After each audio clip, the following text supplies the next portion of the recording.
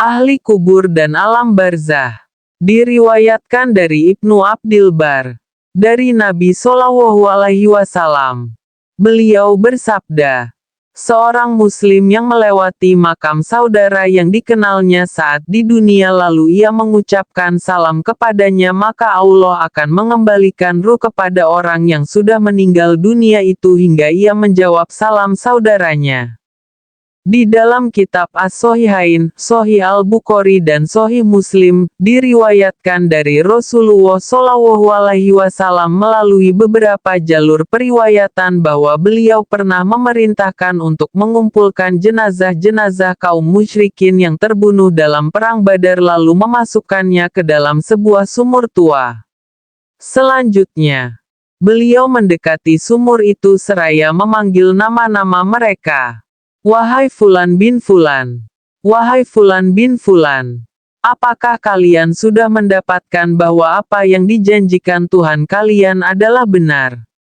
Sesungguhnya, aku sudah mendapatkan bahwa apa yang dijanjikan Tuhanku kepadaku adalah benar. Umar bin Khattab bertanya, wahai Rasulullah, apakah engkau bisa berbicara dengan orang yang sudah meninggal? Beliau menjawab, demi yang mengutusku dengan kebenaran, kalian tidak lebih mendengar daripada mereka atas apa yang aku katakan. Hanya saja mereka tidak bisa menjawab. Bahkan, Rasulullah Shallallahu Alaihi Wasallam juga mengabarkan bahwa orang yang sudah meninggal dunia dapat mendengar suara sandal orang-orang yang mengiringi jenazahnya saat mereka pergi meninggalkan makam. Diriwayatkan dari Abu Hurairah, Muhammad bin Qudamah al-Jauhari berkata, jika seseorang melewati makam orang yang dikenalnya lalu ia mengucapkan salam, orang yang sudah meninggal itu akan membalas salamnya dan mengenalinya.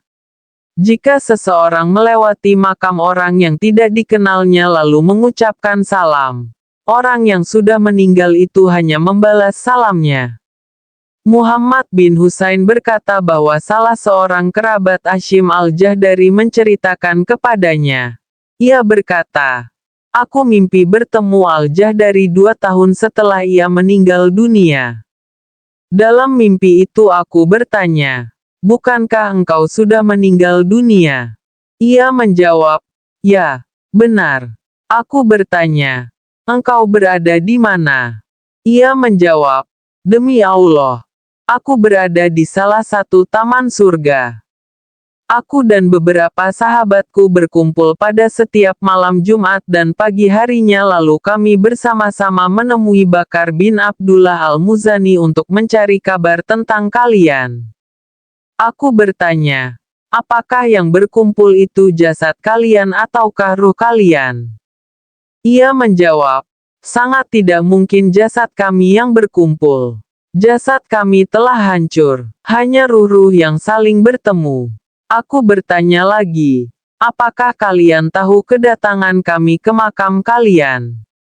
Ia menjawab, ya, kami tahu Asyiyah al-Jum'ah, sepanjang Jumat pagi hingga petang, dan pada hari Sabtu hingga terbit matahari.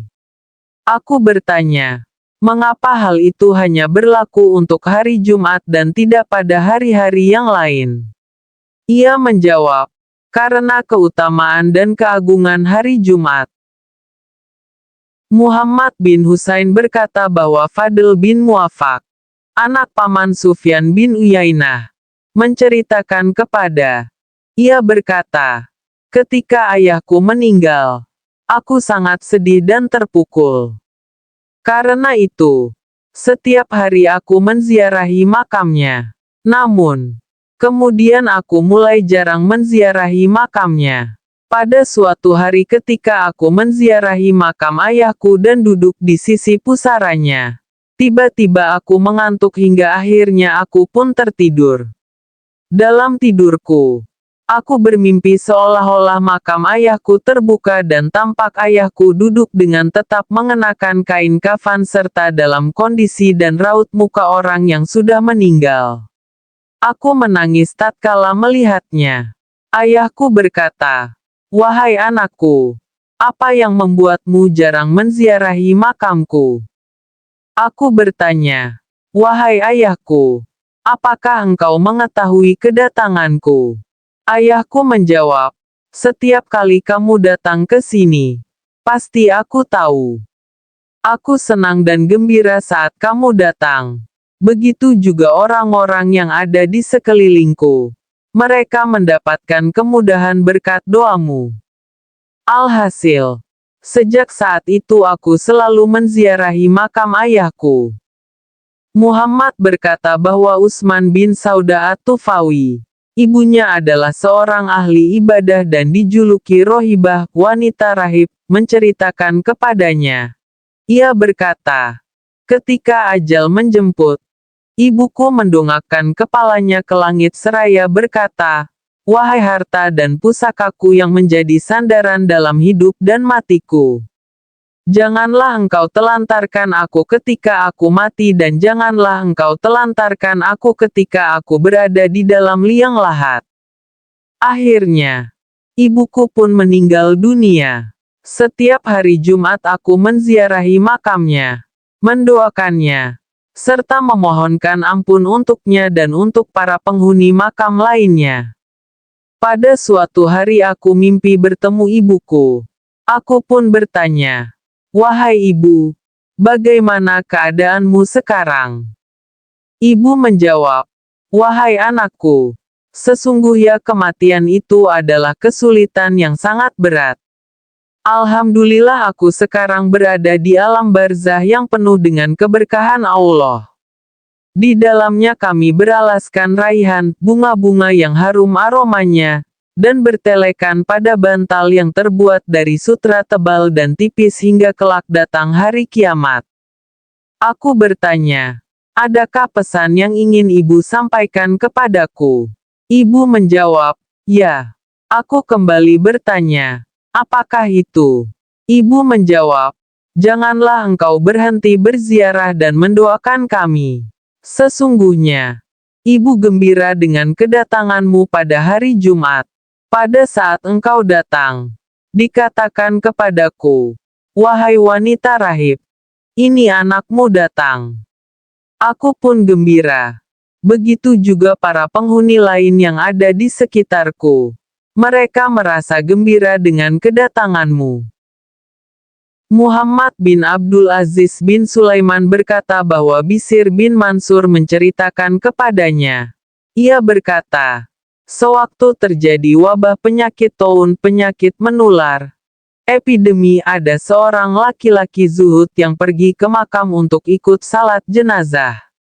Ketika menjelang sore hari, ia berdiri di pintu pemakaman seraya berkata, semoga Allah mendengar ketakutan kalian, merahmati keterasingan kalian, mengampuni kesalahan kalian, dan menerima kebaikan kalian. Kalimat ini kerap ia ucapkan. Pada suatu hari orang itu berkata, pada suatu sore aku langsung pulang ke rumah dan tidak mampir ke pemakaman. Namun, aku tetap berdoa seperti biasa.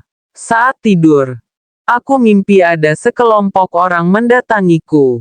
Aku pun bertanya, siapakah kalian dan apa keperluan kalian? Mereka menjawab, kami adalah para penghuni makam. Aku bertanya, apa keperluan kalian? Mereka menjawab, engkau sudah terbiasa memberikan hadiah kepada kami sebelum pulang ke rumahmu. Aku kembali bertanya, hadiah apa yang kalian maksudkan? Mereka menjawab, doa yang biasa engkau panjatkan untuk kami. Alhasil, sejak itu aku kembali merutinkan berziarah dan berdoa untuk para penghuni pemakaman. Dan aku tidak pernah meninggalkan kebiasaan itu. Disebutkan bahwa orang yang sudah meninggal dunia bisa mengetahui amal yang dilakukan para kerabat atau teman-temannya yang masih hidup. Abdullah bin Mubarak berkata, Saur bin Yazid menceritakan kepadaku, dari Ibrahim, dari Abu Ayyub. Ia berkata, amal orang-orang yang masih hidup diperlihatkan kepada orang-orang yang sudah meninggal. Jika mereka melihat amal yang baik, mereka senang dan gembira. Namun, jika melihat amal yang buruk, mereka berkata, "Ya Allah, singkirkanlah perbuatan itu." Ibnu Abid Dunya berkata bahwa Sadaqah bin Sulaiman al-Jafari menceritakan kepadanya. Ia berkata, "Aku mempunyai perilaku dan kebiasaan yang tidak baik. Ketika ayahku meninggal, aku bertobat dan menyesal atas sikap dan perilaku selama ini aku pun dirundung kesedihan. Dalam tidurku, aku mimpi bertemu ayah. Ia berkata, 'Wahai anakku, aku senang jika amal-amalmu diperlihatkan kepada kami. Amal yang menyerupai amal orang-orang yang saleh. Namun, saat ini, aku sangat malu karena hal itu. Karena itu, janganlah kamu membuat aku sedih dan malu di hadapan orang-orang yang sudah meninggal di sekitarku.'" Ibnu Abid Dunya berkata, "Setelah kejadian itu, aku selalu mendengarnya mengucapkan doa pada setiap malam waktu sahur, sewaktu di Kufah. Ia adalah tetanggaku.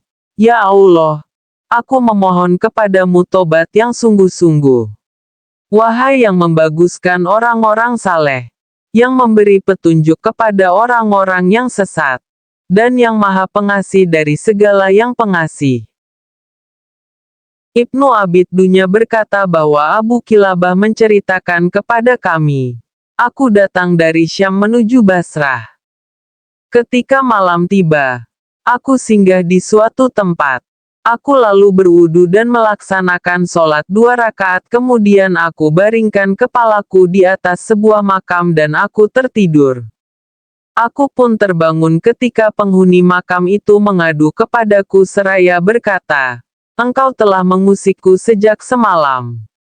Kalian adalah orang-orang yang bisa beramal, tetapi tidak mengetahuinya. Adapun kami mengetahui, tetapi tidak bisa beramal.' Selanjutnya, penghuni makam itu berkata, 'Sholat 2 rakaat yang engkau kerjakan lebih baik daripada dunia dan seisinya. Semoga Allah memberikan balasan kepada penghuni dunia. Sampaikanlah salam kami kepada mereka. Sesungguhnya, doa yang mereka panjatkan sampai kepada kami berupa cahaya sebesar gunung.'" Abu Bakar At-Taimi berkata bahwa Humaid At-Tawil telah menceritakan kepadanya. Ia berkata, "Kami pergi ke tempat Ar-Rabi pada masanya. Kami berangkat pada malam Jumat agar bisa melaksanakan salat Jumat pada pagi harinya. Selanjutnya, kami melewati pemakaman. Kami pun masuk ke dalam dan pada saat itu kami melihat ada jenazah yang sedang akan dimasukkan ke hang lahat. Aku berpikir untuk mencari pahala dengan mensalati jenazah itu. Aku pun segera mendekati makam itu dan salat 2 rakaat dengan ringan tanpa memanjangkannya. Setelah itu, aku mengantuk hingga tertidur di atas makam. Dalam tidurku, aku bermimpi bertemu dengan penghuni makam itu. Ia berkata kepadaku, 'Bukankah engkau telah sholat 2 rakaat tanpa ingin memanjangkannya?' Aku jawab, 'Ya, memang begitu.' Ia berkata, 'Kalian bisa beramal, sedangkan kami tidak bisa beramal. Seandainya aku bisa melakukan sholat 2 rakaat seperti salat yang engkau lakukan, hal itu lebih aku sukai daripada dunia dengan segala isinya.' Aku bertanya, 'Siapakah orang-orang yang ada di dalam makam itu?' Ia menjawab, 'Mereka adalah orang-orang Muslim dan mereka semua mendapatkan kebaikan.' Aku bertanya, 'Siapakah di antara mereka yang paling mulia?' Ia menunjukkan satu makam lalu aku berkata dalam hati, 'Ya Allah, keluarkanlah orang yang ada di makam itu agar aku dapat berbicara dengannya.' Ternyata, orang yang ada di dalam makam itu benar-benar keluar. Orangnya masih muda. Aku bertanya, benarkah engkau orang yang paling mulia di tempat ini? Ia menjawab, mereka yang berkata seperti itu. Aku bertanya, mengapa engkau mendapatkan kemuliaan itu? Demi Allah, jika dilihat dari usiamu tidak memungkinkan untuk mendapatkan kemuliaan itu. Apakah engkau mendapatkannya karena sering menunaikan ibadah haji dan umroh, jihad di jalan Allah, dan banyak beramal? Ia menjawab, aku sering mendapat musibah lalu aku dianugerahi kesabaran untuk menghadapi berbagai musibah itu. Karena itulah, aku dapat mengungguli mereka. Dikutip dari terjemahan kitab Ar-Ruh karya Ibnul Qayyim al-Jauziyah.